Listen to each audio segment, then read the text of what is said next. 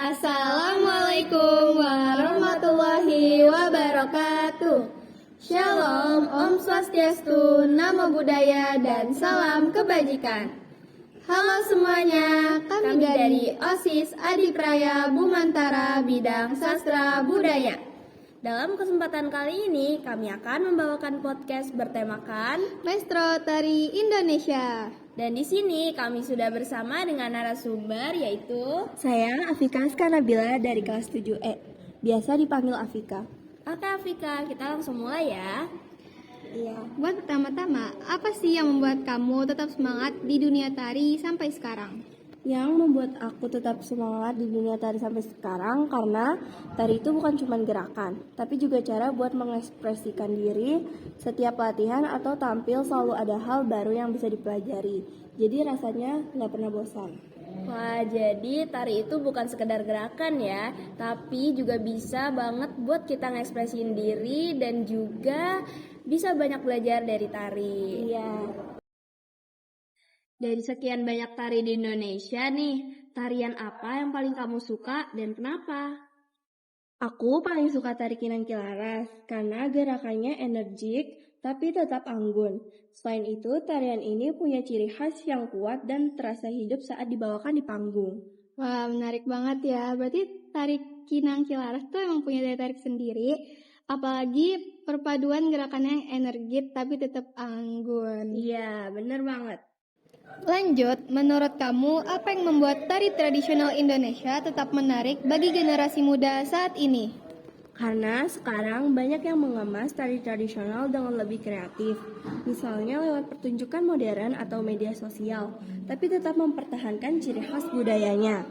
Oh, jadi generasi muda saat ini bisa tetap tertarik sama tari tuh karena tari ini tuh dikemas mengikuti perkembangan zaman ya. Yes. Nah lanjut, siapa nih sosok maestro tari Indonesia yang paling menginspirasi kamu? Salah satu yang menginspirasi adalah Bagong Kussudiardja, karena beliau berhasil mengembangkan tari tradisional sekaligus menciptakan karya baru yang tetap berakar pada budaya Indonesia.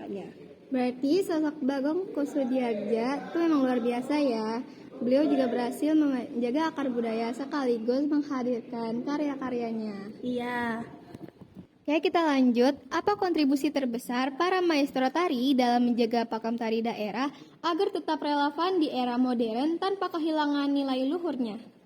Para maestro menjaga gerakan dan makna asli tari, tapi juga berani berinovasi supaya tari tersebut tetap bisa diterima oleh zaman sekarang.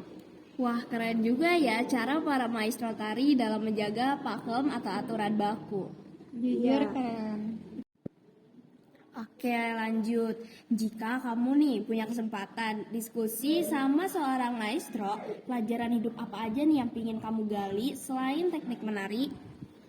Aku ingin belajar tentang kedisiplinan, proses berkarya, dan bagaimana mereka tetap konsisten mencintai seni selama bertahun-tahun. Wah, menarik banget sih itu.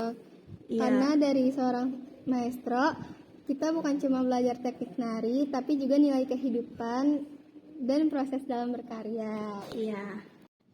Oke, kita lanjut lagi. Menurut kamu, apa yang membedakan seorang penari biasa sama seorang maestro?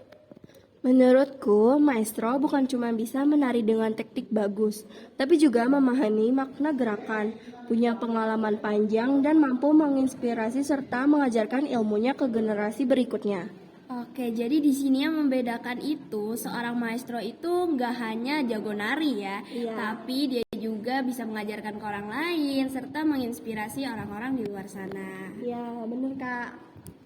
Oke, segini aja podcast tentang Maestro Tari Indonesia. Terima kasih banyak nih buat narasumber kita yaitu Afika yang sudah meluangkan waktunya untuk hadir di podcast kali ini.